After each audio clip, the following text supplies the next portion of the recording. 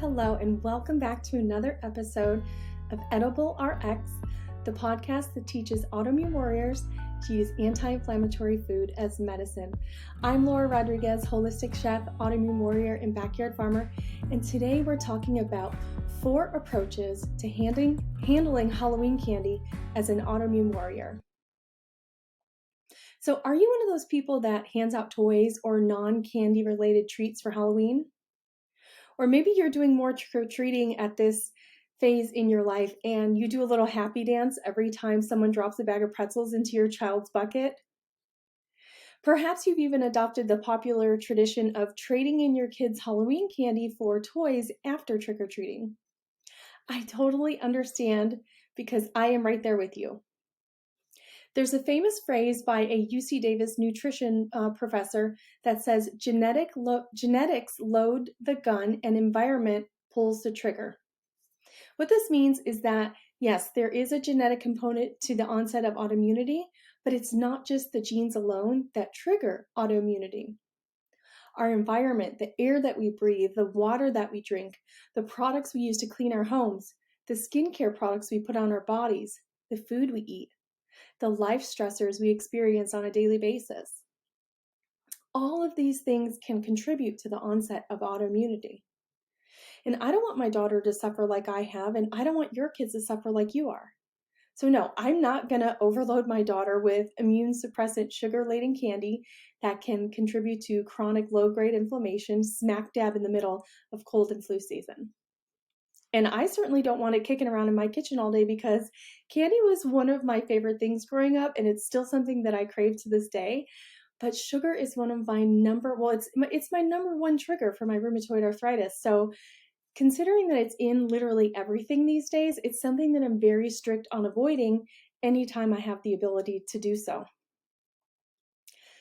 But I do think it's important to establish a realistic, healthy habit, to establish realistic, healthy habits around food and candy and sweets and desserts so that kids don't feel restricted. So what if I told you there was a way to indulge in Halloween candy without completely derailing your healing process, compromising your immune system, and causing an autoimmune flare-up? And this goes for you or your kids or anybody that you know. Well, there's 4 ways, in fact. Number 1, indulge in what you want to eat as much as you want to have on Halloween and then get rid of the rest of it. So indulge and toss is number 1. Number 2, you can try to self-regulate. You can choose how much you want to indulge in whenever you have a craving, but this is something that requires some decent amount of mindset work in order to prevent you feeling stressed out when you're eating Halloween candy if you know it's one of your trigger foods. And you're still indoctrinated with diet culture, morals. So you definitely want to check out the free live mini training that I did inside the Flare Free Cooking Academy private support group, because it talks about all of that mindset stuff that you'll have to do in order to execute number 2, which is self-regulating. Number 3 is moderate. So allow yourself to have a few pieces after dinner. This is something that I go into depth in that mini training because there are certain things that you'll have to do in order to prevent inflammation caused by blood sugar spikes if you are going to eat candy after dinner.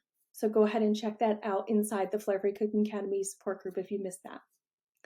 And then lastly, this is my favorite way, the great swap is what I call it. So instead of swapping out your kids' Halloween candy for toys, you can actually swap it out for healthier candies. I reach for sugar-free candies. There are some organic candies on the market, but they all contain sugar, so I don't use those unless I'm absolutely in a bind and I can't find anything else that is a healthier alternative.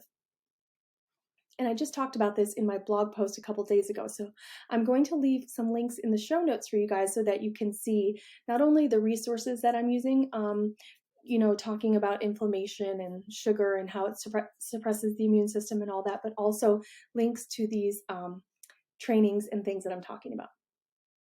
So I have tried every single one of these methods, and ultimately I've landed on number 4, the great swap, being the one that best suits my family because it allows us to feel free in our own home. Because honestly, if there's Halloween candy in my house, I'm going to eat it too, okay? And I don't need the stress of trying to restrict myself from eating something that's right there, and also, indulging because I want to, and then ending up in a flare. It's just, for me, it's not worth it. So this method allows me to indulge if I need to in sugar-free candy and not have a flare up, but it also allows my daughter to have certain days where she can eat as much as she wants and not grow up feeling like candy was like the forbidden fruit that she never got to enjoy and end up having like a negative relationship with it later. If you don't know what I mean by this, let me tell you a story about one of my current personal chef clients. He wasn't allowed to eat candy as a kid, so it's something that he always kind of like binged on and overdid when he had access to it, either at school or with his friends or whatever. And to this day, he has a few different, big bowls of Halloween candy in the house because he loves candy. But he has this like battle with himself where he finds himself where when he does eat it, he eats way too much of it. He'll eat like a whole bag of candy in one sitting because it's still something that he tells himself he shouldn't be eating because he was raised to think that candy was bad. So inside my Flare Free Masterclass, I go over this like mindset training that you have to do if you were raised to believe that candy is bad, you're not supposed to eat it, and you need help with that. So go ahead and check that out. I'm going to put that in the show notes as well. I hope you guys have an amazing day and that these tips help you. I'm very curious to hear which of these 4 approaches you're going to try for yourself and your family. So feel free to message me on Instagram, comment below what you think you're going to try if you're watching this on YouTube. I'd love to hear from you guys, and please, please have a safe, healthy, delicious, and happy Halloween. Thank you for joining me for another episode of Edible RX.